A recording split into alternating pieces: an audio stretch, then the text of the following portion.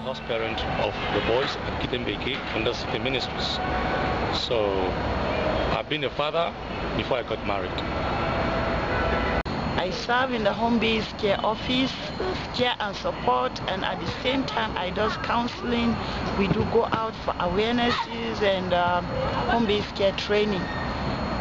I work at Kitembeke, which is a street kids centre. They have 14 boys at the moment, and I also work with an organisation called Sports Friends. I too work with City Ministries, working in a care centre in a village with lots of orphans and street kids. I work with Equa Eight Ministry. I'm a caregiver. I do trainings for pastors and leaders of the churches. I also counsel those who are coming for HIV tests at the office, mainly those who don't even know their status, and I go out for outreaches to test women at conferences to know their status. So that's basically what I do. I serve as the mission leader for the CRC Ministries here in Nigeria, and so that means a lot of my work is supervision of missionary and personnel, and then also a lot of administrative tasks to support the ministries that are going on here. I am a nurse, but here in Nigeria I don't really work as a nurse too much. I am mostly an HIV counselor, so I talk to people before and after they have an HIV test.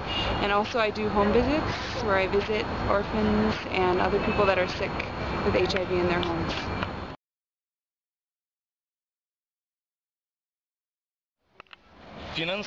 Finances is the best struggle, the biggest struggle we have. There is many people come in needing for help, seeking for help, but most of the times these people go back feeling disappointed because the means of helping these people, you don't have it. You don't have the means to help them. So I think it's a struggle that we're having there in the office. Many people coming for help, but the means of helping them, we don't. Difficult to make the youth have a behavioral change in their lives. So that's one of the difficulties we face. I think the biggest struggle is there's times where you just wish that you were back home or in a place that's familiar culture-wise. So there's days just where living here rubs you the wrong way. But I love living here. In Nigeria we have so many orphans, not all from HIV, but many of them are because of HIV, and we don't have the resources to care for them. And especially at Spring of Life, we help maybe like up to 100 orphans, but we can't do as thorough a job as we would like.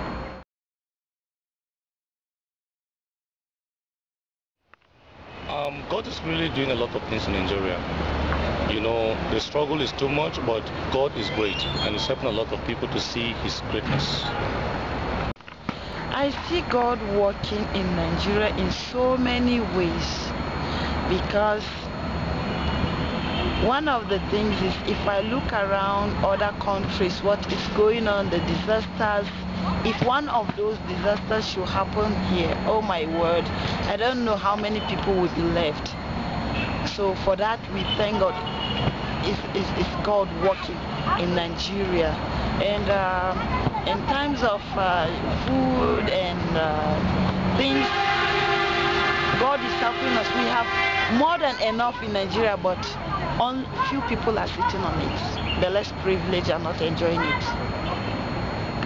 God is working in many different ways, but I think the exciting thing for us is to watch how the churches are developing and growing, in particular as they take on the responsibility of evangelizing and doing mission work, not just here in Nigeria, but as they're seeing and sending missionaries out to other parts of Africa and beyond.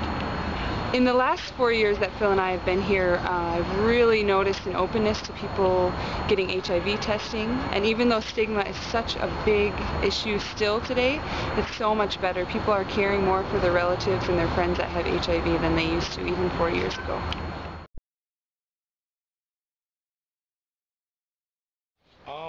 My favorite thing about Nigeria is greetings and the relationship with people. My favorite thing about Nigeria is because Nigeria, we are friendly and we are jovial, always smiling. That's one of the things I think I liked with Nigeria.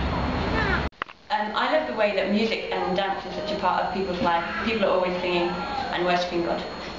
I really love the community spirit here. Everybody's really friendly everywhere you go.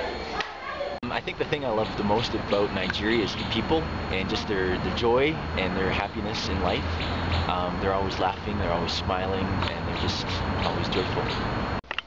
I love Nigerian people, but most of all, I think I love the resilience and the strength of the women in Nigeria. They are more than a friend. They are like my sisters because of the kind of ministry they came with. So I really, really appreciate them, and I will miss them. I wish the Canadians would send them back again to work as full-time missionaries in Nigeria. Thank you very much. They are wonderful people. One thing I've learned from them, they are jovial, friendly. They are humble people. They learn to bring themselves low to the level of anybody they meet on their way. They're half Canadian, half Dutch. They are very friendly.